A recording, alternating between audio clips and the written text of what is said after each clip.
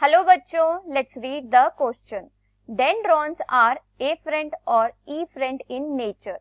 इस क्वेश्चन में पूछा गया है कि जो डेंड्रॉन्स हैं वो एफरेंट नेचर के होते हैं या फिर ईफरेंट नेचर के होते हैं। तो इस क्वेश्चन के लिए की कॉन्सेप्ट है न्यूरॉन। तो अगर हम एक न्यूरॉन का डायग्राम बनाते हैं, बनाए तो न्यूरॉन के मेन बॉडी को क्या कहते हैं हम? Cell body.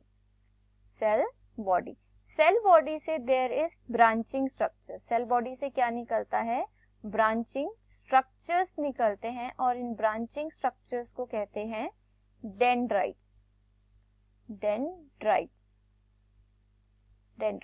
अब सेल बॉडी से एक लॉन्ग कंडक्टिंग एक्सटेंशन भी निकलती है, जो टर्मिनेट होती है नॉब लाइक स्ट्रक्चर्स में, and this conducting extension is called as axon, and this terminals called as the axon endings. अब डेंड्राइट्स का फंक्शन क्या होता है? Dendrites they receives signals and bring it to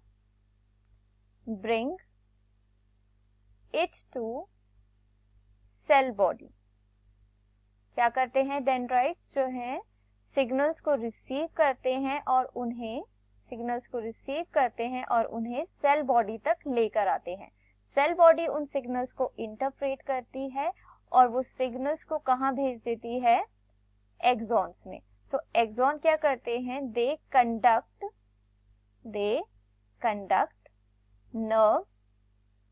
nerve impulse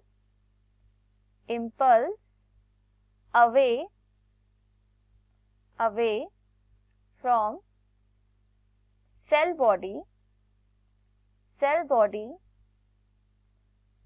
towards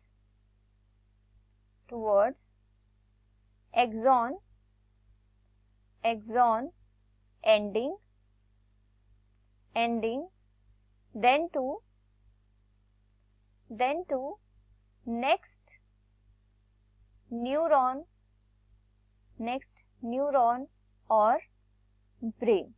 ये जो axon है वो क्या करता है? कंडक्ट करता है नर्व इंपल्स को, और उन नर्व इंपल्स को सेल बॉडी से दूर ले जाता है। ठीक है, कहाँ?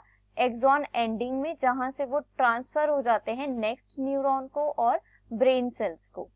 सो इस क्वेश्चन में पूछा गया है कि जो डेंड्राइट है वो एफरेंट नेचर के होते हैं या फिर ईफरेंट नेचर के होते हैं। सो सबसे पहले देखते हैं कि एफरेंट का मतलब क्या होता है।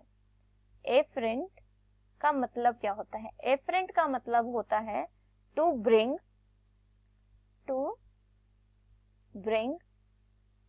एंड ईफरेंट का क्या मतलब होता है? ईफरेंट का मतलब होता है take away. So in case of neurons, ये कौन सा स्ट्रक्चर है जो इंपल्सेस को सेल बॉडी तक लेकर आता है? ठीक है, ब्रिंग करता है सिग्नल्स को सेल बॉडी तक, and this is the dendrite. So dendrite का क्या नेचर है? Afferent. So for this question the final answer is afferent nature. I hope you understood it well. Best of luck. Thank you.